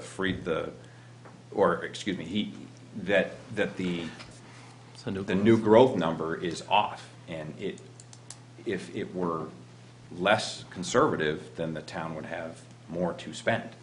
New growth is the easiest thing, as having been on the assessors board for 23 years, new growth is one of the easiest things to come up with, because most of what you're going to find in this fiscal year was planned a year ago or 2 years ago. Right. Permits were issued. Once you get a permit, you know what your new growth is going to be pretty much. It's not going to be a surprise, especially not in a town like this where we don't have any major commercial development that could be, valued one way or the other given the economy. The houses are going to be valued what the houses are going to be valued. It's not going to vary dramatically. The new houses, let's say. Yeah, and perhaps it's, just to caveat that, perhaps it's more when it's going to come on the books. especially in inflationary and high, rising interest rates. We see developments all over town that are sitting there. They're not under. Right, they haven't issued permits on them, but they're sitting and waiting to go. But yeah, I agree. You won't know what those are going to be until it You don't actually know gets when it's done. gonna be. You Or may if know what it's going to be, Right. yeah. Yeah, that one over where Bada Bing's is, still sitting there, and we thought the shovel was going to go in the ground 4 months ago. But to your point, while we're talking about an override or cutting positions, and those new growth numbers come in a lot higher than what was budgeted, that's kind of not fair to the employees, it's not fair to the taxpayers. Nope. It means that we have really incomplete data on which to be making these decisions and recommendations. We could do a better job. And so that's the part that I will continue to question, maybe not as, vociferously as Craig, but to his point, it gives me pause of why are we so far off? We're not, multi-million taxpayer, city here, where it's Millis. I mean, it shouldn't be that far off. Okay. In that light, a lot of other town finance committees invite the Board of Assessors to come in, invite the assessors to come in to educate us. I don't know what the assessors, I'm hearing on social media, everybody, how do they figure out? The assessor knows how many vacant parcels there are, and someone should be able to calculate, if you had a consultant, what can go in there. So what do you project from that? There's no forecast that I see. Now, 2 months ago, they pulled the last water meters for Glen Ellen, so that's done. Whatever homes they have planned on that's the new growth that's happening. There's 23 new meters that are out there, 23 homes. That's it for that project forever. It's done. There's not going to be any add-ons or additions that raise your price if you put a garage in or I thought that something. was just phase one. No. Okay. You've driven through it, it's pretty much, but anyway, and also, they bring in the treasurer collector to figure out how that goes on and what they project. I can appreciate the finance director coming in and explaining everything, but after hearing this, I'm of the view that I'd like to hear from the actual people that figure out everything, and not to talk about their budgets or anything, but a good idea, it seems incumbent on the finance committee to educate the town on, to help the town learn how finances are done, rather than, because the way I'm looking at the select board and the school committee, nothing's discussed in public. They don't accept questions. Unfortunately, I suppose you can write them and get a question, but it just, for a lot of towns, it seemed like it starts with the finance committee. And in this town, it seems like we don't need a finance committee. We're taking care of everything ourselves, which is why we haven't seen. I mean, you're talking about an override for citizens, and is this the first time it's been heard? I don't watch the selectmen's meetings, so I don't know if something's gone on there, but here you are hearing this to people that just got a tax bill, and you haven't shown any effort what you can do to lower it. And I think people out there, I know I do, how can you lower what you have? How can you make do with what you have? And is it shared services? Is it offering incentives to employees? I've been asking the same questions for years, Mr. Chair, and we're working on it. You talked about retainer contracts. They should be renewed, they should be reviewed and sent out to contract for, like, town council. Every year, it shouldn't be automatic, is what, maybe it'll come down to them, but open it up. Open everything up. See where the best price is now for the services that you need. And I think there should just be more communication and dialogue and talking in this room, not the same me yelling, seems like just And I appreciate the idea of the subcommittees, Mr. Chair. Not all of us have to go to something, but I sat and talked to a few staff here, and it's amazing what they feel could save money, but no one's asked or listened to them. Where does that fall? With the select board? The building commissioner, they call in because he can tell you, oh, that's so much frontage on this, you can get a couple houses in there, let's look at that. You know, I'm going to keep harping on the Enterprise Funds Committee, because to me, that's a override that ratepayers are paying for town services. And I would really appreciate hard copies of the school budget. Last year, they didn't have the staff, the chair said, so we didn't get one. They printed out a few things. I'd like to see past 5 years, and everybody, you can only go forward to see how you spent prior.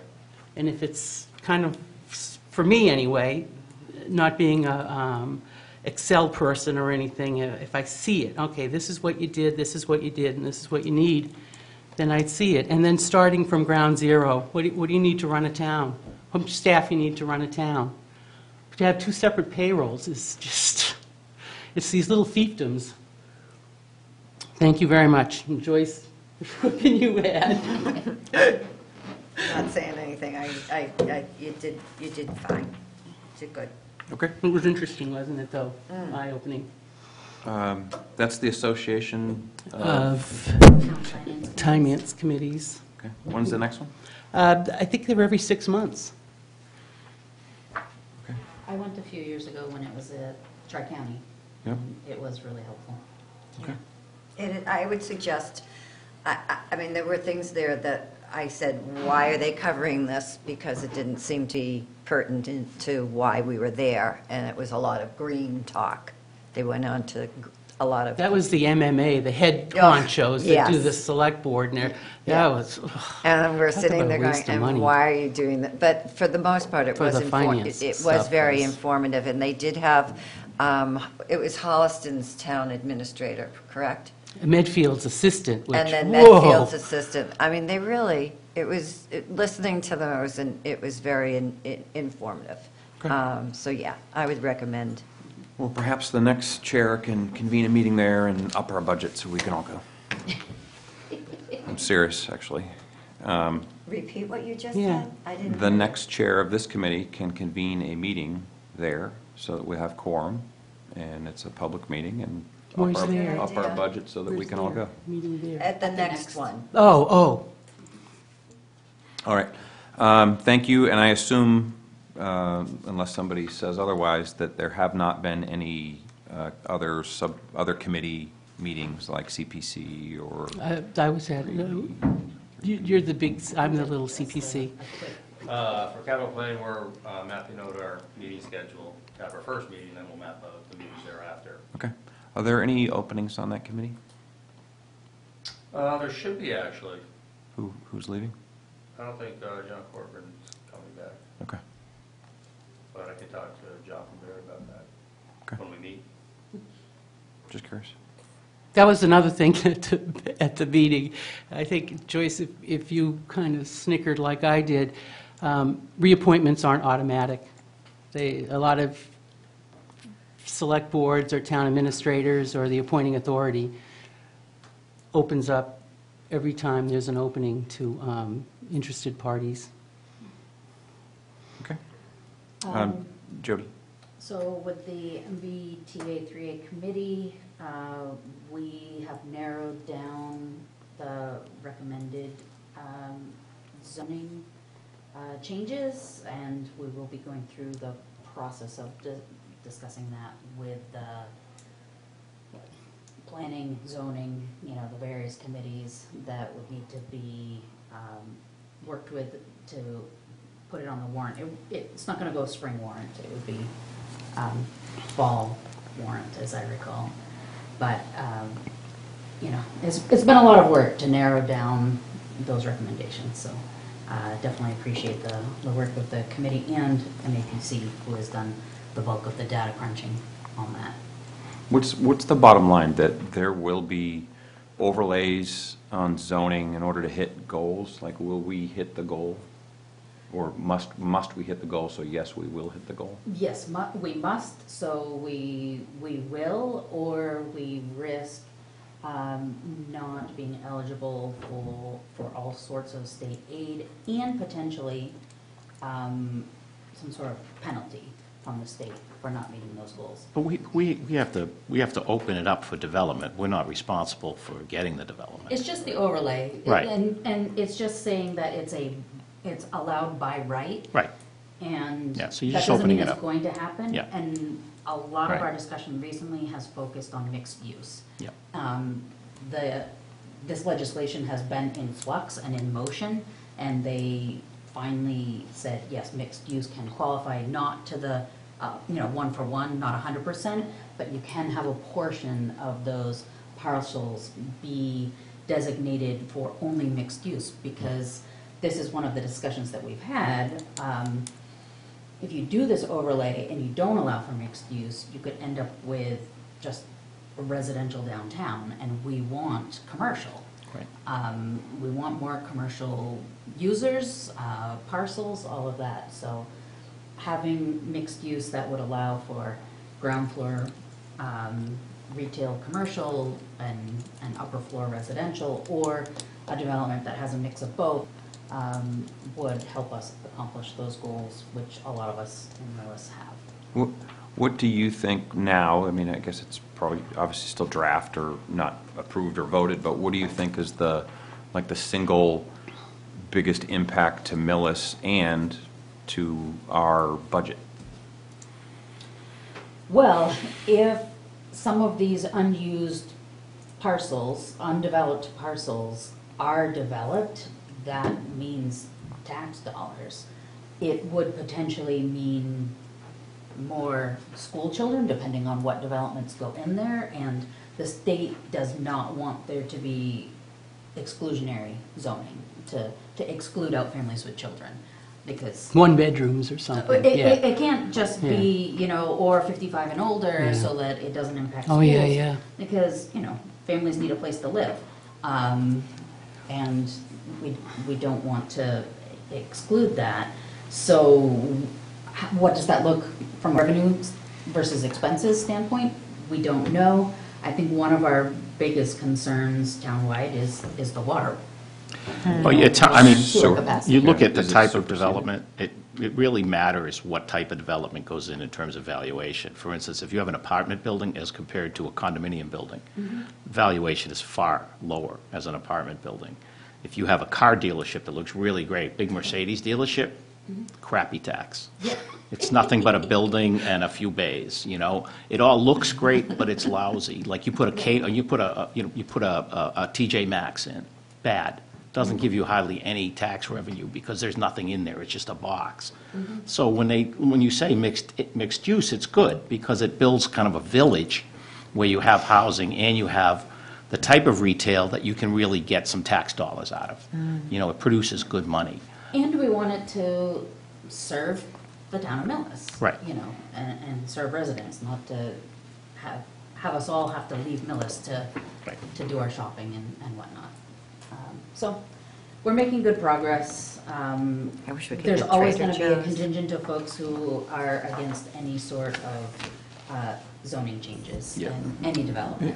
And so, I'm sorry, you said fall town meeting this year?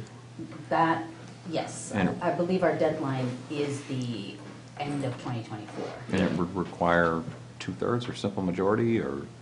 Zoning Zoning is is two-thirds. two-thirds. Okay, Yep. all right. Any more questions? Yeah, for I Jody? thank you, Jody. Is there anything online available as to the proposals? There will be once they are going in front of the zoning. Now, you can look on our page on the town website and see what's there. Could you There've let us been- know what it is, what's the town, what it It would is? be millismass.gov. Okay. And look for the MBTA 3A Communities page. Whatever we have discussed should be available Okay, there. good. And Bob's doing and Bob can always help provide meeting materials as well. Who's Bob? I'm blanking on his last. Bob Weiss. Weiss. There we go. Oh, okay, I thought it was Bob Weiss, but I wasn't quite sure. So, It's been a long day. yeah, oh, please, But I he's doing a know. fantastic job of supporting the committee and Good. doing a lot of paperwork and liaison. And, you know, he is also the economic director, or in that, with that committee, so he's a great resource if you have, specific questions as well. In 1982, my husband was on the Economic Development Committee. He just found some paperwork. This has changed a little bit. Yeah, it has.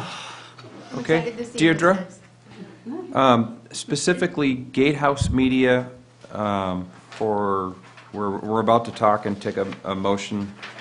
What is this for? Is it for It an was, ad in the paper? to advertise the public hearing for the November pre-town meeting. It has to be advertised 14 days prior to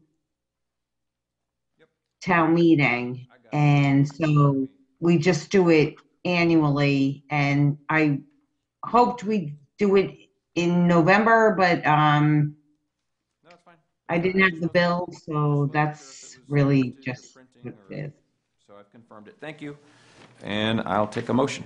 Mr. Chair, I move that we approve the payment of $124.88 to Gatehouse Media for the advertising for a November pre-town meeting. Second? It's been moved and seconded that the committee vote to approve advertising in the amount of $124.88 for the fall town meeting payable to Gatehouse Media. All those in discussion? All those in favor say aye. Aye. Any nays? One abstention. Motion passes 8-0. Okay.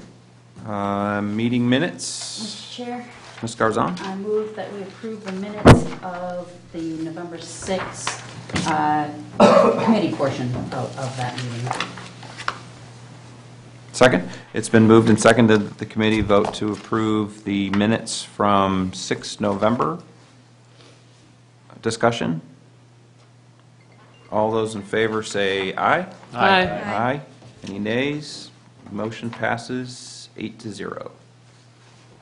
Mr. Chair, I should just mention the Community Development, CPC, that CPC, Sorry, go ahead.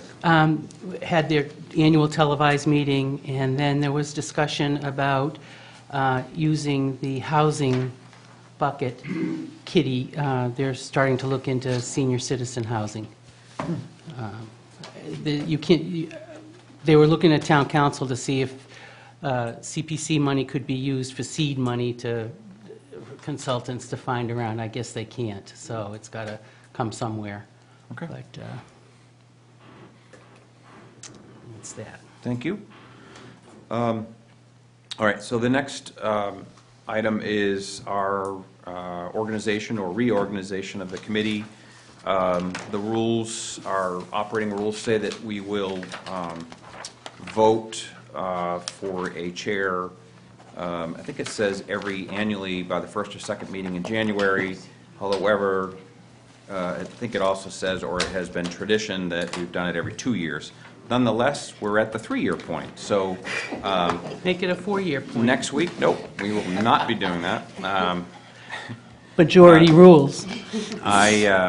So my intent is that we will have a meeting next week, an agenda item either probably towards the end of the meeting would be for members who are interested to more or less declare whether they're interested or not. I'm not looking, you will ask for the floor, you will be given the floor, and you can say, I'm interested, and give a pitch, or you can just say, I'm not interested, or you can do whatever you want. And everybody who's interested can have, I guess, up to 5 minutes. I mean, it doesn't need to be a campaign speech. At that point, I will take motions, for a public vote as to, who it's going to be. And then we'll have to do the same thing for the vice. There has to be a vice in place, and so in what order that happens. I'll Mr. have to Chair, look at I the think what I've seen traditionally is you vote in the Vice first. you vote in the chair, and then the committee itself kind of just selects the two other Yeah. people. I will look at the rules, Yeah. and likely you're right, and that's what we'll do. So we're doing this next week? Next week. So if people have thoughts on, there have been several members that have said they would consider running for chair. I am not considering running for chair unless nobody else does. And there better not be any discussions about, well, we're just not going to do it, because then. Does it have to be a public vote? Does it have to be? No. In my opinion, it should be, but I was going to say, one suggestion might be that if there are three people, then you get to pick amongst the three your selections, like, what do they call it in public elections? Ranked choice. Ranked choice. Because otherwise, we could be here for like a long time if it just gets to be a stalemate. But it's one thought. okay, well, I'll put it this way. I'll take it under advisement. I'll talk to Jody, because Jody advises me regularly, and I'll also talk to Mike just to see what he has seen or what he recommends. And I'll let you know. I mean, hopefully that doesn't change anybody's mind as to whether they want to become or be the chair, but.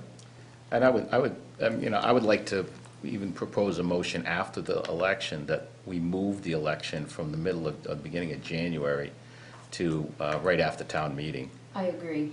I've been looking at that, and I even drafted a change to our policies and procedures Yeah. that would. It's a better time. Move it to actually the start, like the first meeting of the fiscal year. Do that too. Yeah.